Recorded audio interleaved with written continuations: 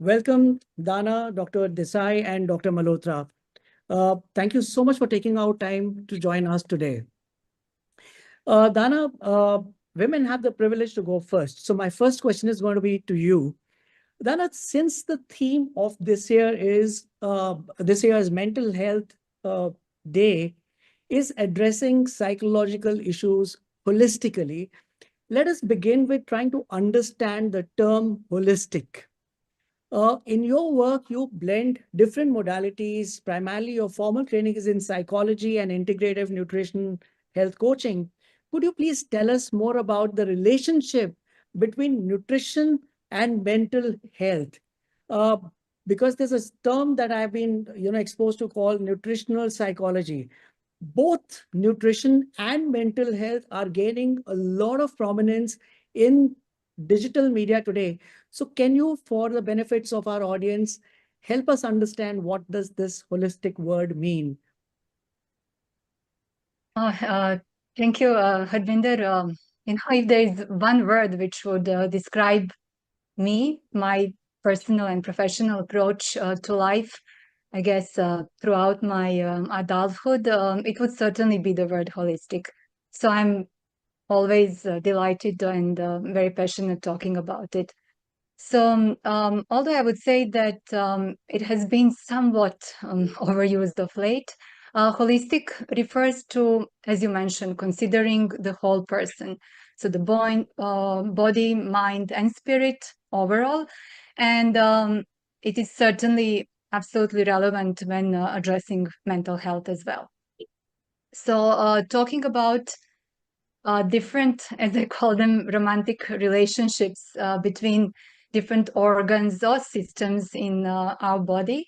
One which has gained lots of popularity and deservingly so is the relationship between our gut and brain. So this relationship is primarily chemical and facilitated by vagus nerve. So all loving and not so loving chemicals produced in our gut can reach the brain, and the other way around. It's a two-way road. So the gut microbiome actually plays a significant role in mental health. Research shows that the imbalances in gut bacteria have been linked to mental health conditions like anxiety, depression, and even cognitive decline. And there is a growing interest in the gut microbiota's influence on brain function. So diets which are lacking in certain essential nutrients like omega-3 fatty acids, B vitamins, magnesium, zinc, etc., have been actually correlated with the high rates of mental disorders, or even talking about depression, anxiety, etc.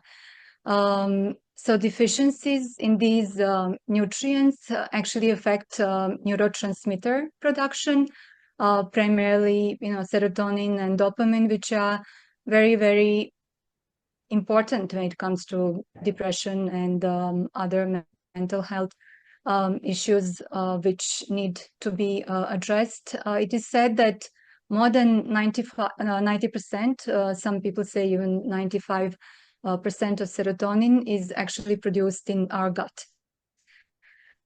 Also, it's important to mention chronic inflammation, which has been recognized as a contributing factor to mental illness. So diets which are high in processed foods and sugars, unhealthy fats, can all increase inflammation. So whereas diets which are rich in fruits, vegetables, whole grains, lean proteins can reduce inflammation and support mental health. So as you mentioned, nutritional psychology or nutritional psychiatry studies actually this complex relationship between diet and mental well-being. So this is an emerging field. The term has been coined towards the end of the 90s. And but of late, it has really, as I said, gained much more emphasis um, in combining, diet as a part of the treatment for mental health disorders. So we would say food as medicine versus, medicine as food, which literally, if you see how much medication some people consume, it's like a handful of medicine. So yes, I do believe in food as medicine versus medicine as food, it integrates principles of both traditional psychology and nutrition. So focusing on how food impacts mental health and how specific dietary interventions can be used to improve the outcomes. It's a very deep topic, and one can really talk a lot on this, but I think this is the shortest I could make it, just to introduce our audience to this. Thank you so much, Dana. I think it is extremely important. The point that you made that, food as medicine rather than having medicine as a food. I think that's the key that is there.